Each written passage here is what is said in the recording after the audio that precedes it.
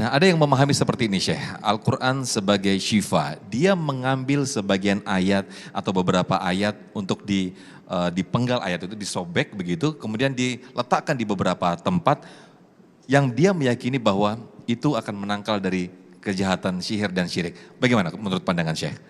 Bismillah, alhamdulillah, salatu wassalamu ala rasulillah wa alihi wa sahbihi wa man wala. Itu tidak diperbolehkan, haram hukumnya. Kenapa? Banyak orang nyuruh tulis Al-Quran, simpan di dompet, taruh di atas pintu rumah, tidak ada. Yang memberikan manfaat dan mudarat Allah. Al-Quran itu diturunkan sebagai manhaj, pedoman hidup, aturan untuk umat Islam. Kitab mulia, kitab suci. Maka tidak layak kita taruh Al-Quran, di atasnya kita taruh buku yang lain. Tidak pantas bagi Al-Quran. Karena Al-Quran itu paling tertinggi. Walaupun kitab hadis, tetap Al-Quran paling atas. Maka banyak sekali orang yang tulis Al-Quran di mobil, tulis Al-Quran di pintu rumah, di atas pintu rumah, biar tidak diganggu. Ujung-ujungnya meninggal juga. Ujung-ujungnya diganggu juga.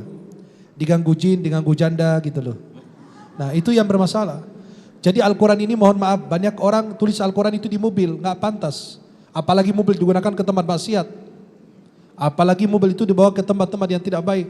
Kan nggak pantas Al-Quran. Al-Quran itu diturunkan apa? Untuk menjadi manhaj, pedoman hidup umat Islam.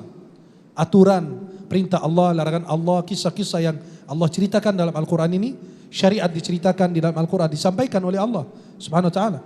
Maka Al-Quran itu kitab yang mulia. Ya, Alif Lam Mim, dzalikal kitabu la raiba fihi hudal muttaqin. Ya, alladzina yu'minuna bil ghaibi dan seterusnya. Dzalikal kitabu la raiba fihi hudal lil muttaqin. Petunjuk bagi orang bertakwa. Jadi aturan itu kita amalkan.